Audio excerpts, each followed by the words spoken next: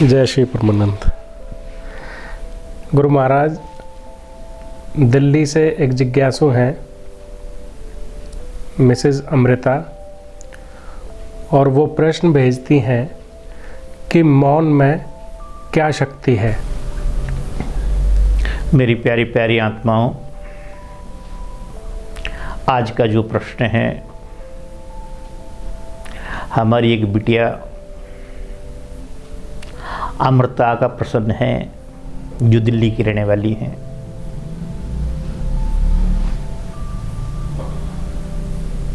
इस बिटिया के लिए धन्यवाद कि ये हमारी टूटी फूटी बातों को भी सुन लेती हैं,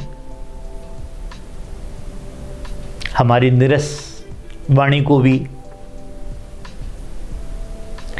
ये अपने कर्णों के माध्यम से अंदर ले जाते हैं। ये बहुत बड़ी बात है।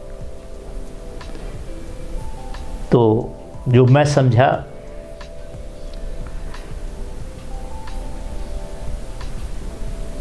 कि हमारे जीवन के अंदर मौन का क्या महत्व है, क्या हमारे जीवन के अंदर मौन कितना जरूरी है, मौन से हमें क्या प्राप्त होता है।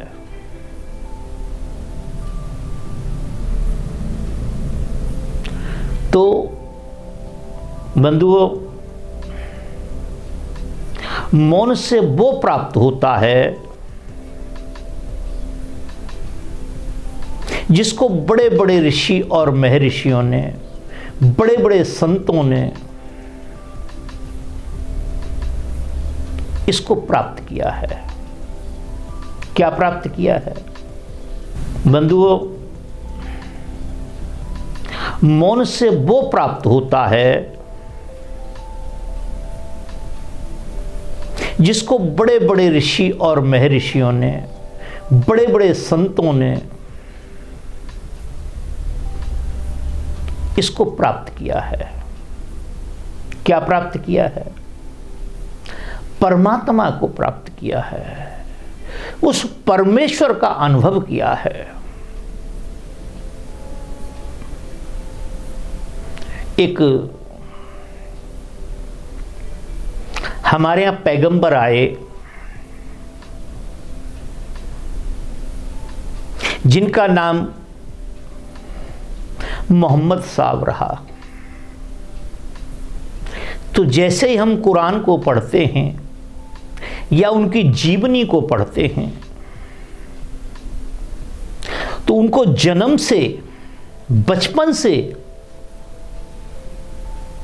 उनके नेचर में ये बात शामिल थी, वो एक गुफा में जाके शांत बैठ जाया करते थे, मौन बैठ जाया करते थे।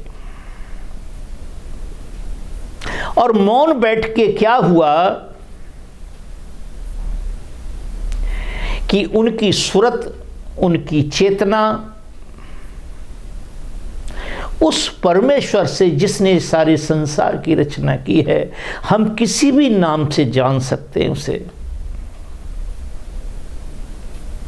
उसके प्रति उनकी चेतना जागृत हो गई, सूरत चढ़ गई उनकी,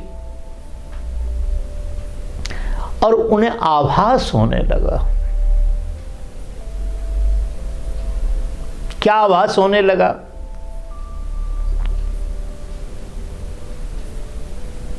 कि यह दुनिया जिस उद्देश्य से मैंने बनाई थी, यह बगीचा जिस खुशियों के लिए मैंने बनाया था, यह कायनात जिस आनंद की अनुभूति के लिए बनाई थी, ये जीव उससे भटक गया है। आप इन्हें समझाओ, आप इन्हें ज्ञान दो। एक अनेक ईश्वरवाद के चक्कर में पड़कर, अनेक ईश्वरवाद के चक्कर में पड़ के, उस अज्ञान के चक्कर में एक ईश्वरवाद को भूले बैठे हैं। तो मौन का ये बेनिफिट होता है, यह लाभ होता है। हमारे दूसरे संत हुए महात्मा बुद्ध, उन्होंने मौन धारण किया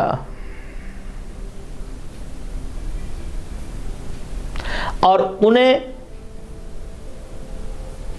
बौद्ध की प्राप्ति हुई। बौद्ध माने ज्ञान, ज्ञान की प्राप्ति हुई और उन्होंने संसार को वह ज्ञान प्रदान किया जिसे पाके फिर किसी चीज की इच्छा नहीं रहती, कोई इच्छा शेष नहीं रहती है। आदि गुरु शंकराचार्य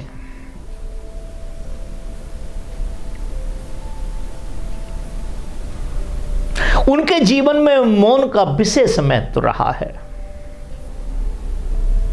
कबीर के जीवन में विशेष महत्व रहा है और आदि गुरु शंकराचार्य की जीवनी जब पढ़ने को मिलती है, हमारे गुरुओं ने जब बताया, क्योंकि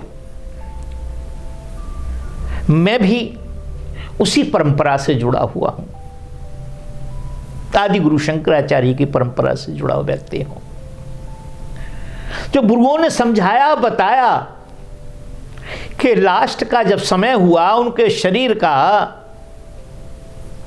तो उन्होंने मौन धारण कर लिया और आज तक नहीं पता लगा कि उनका शरीर कहां चला गया। मौन का यह लाभ होता है। मगर मौन हो तब, कई बार हम नाटक करते हैं, हम मौन हैं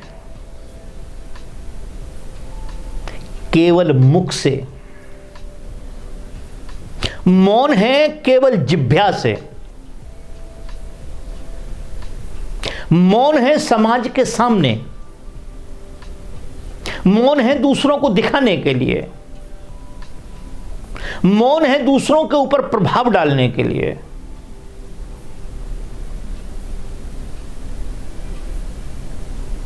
वास्तव में मौन नहीं है। मौन का अर्थ है कि जब हमारा मन मौन हो जाए, हमारी बुद्धि सात्विक हो जाए, हमारे जीवन के अंदर सतोगुण की अधिकता हो जाए, हमें अच्छे और बुरे का ज्ञान ना हो,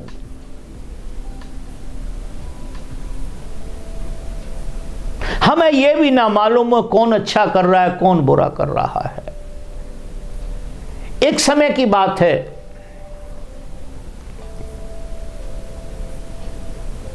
हमारे मुसलमान भाई जब उनका नमाज का समय होता है तो सबसे पहले वजू बनाते हैं। वजू बनाने, हाथ पैर धोना, सफाई करना, पवित्र होना, और वजू बना करके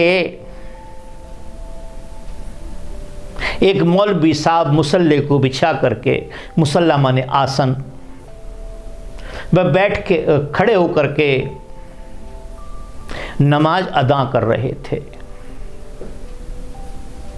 जैसे ही वो नमाज अदा कर रहे थे,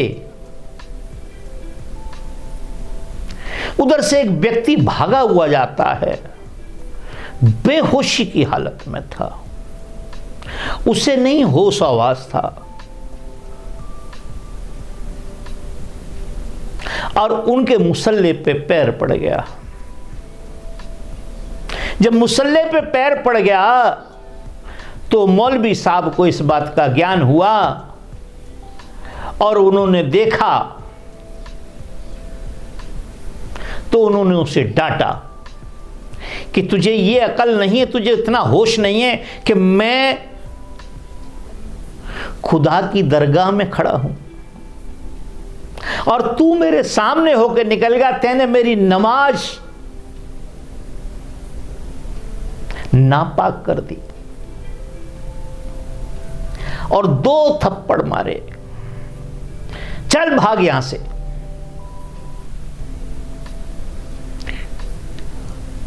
और लाहौल बला कुवत, लाहौल बला कुवत कह करके चल दिए।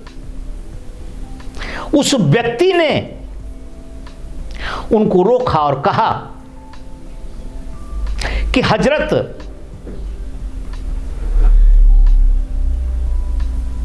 मैं तो नादान था, मैं तो बेहोशी की हालत में था,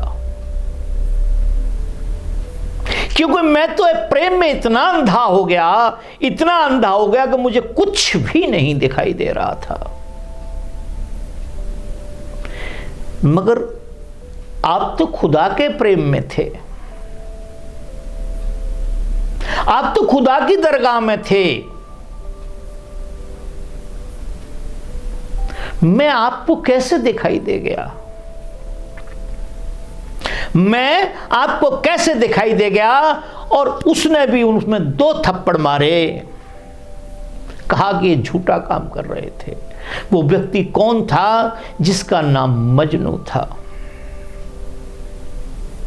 तो दिखावा नहीं, मौन हृदय से, मौन मन से, मौन हमारे शरीर से। मौन का अर्थ ये नहीं है कि मुंह से बंद हो गए और मन के अंदर क्रोध की हिलोरें उठ रही हैं, ईर्ष्या की लहरें उठ रही हैं, लड़ने के लिए दिमाग दौड़ा फिर रहा है, दिमाग फटने के लिए हो रहा है, मगर किसी कारणवश दबाए पड़े हैं। ये नहीं होता ये, और आप अपने समय को खत्म कर रहे हैं, वेस्ट कर रहे हैं।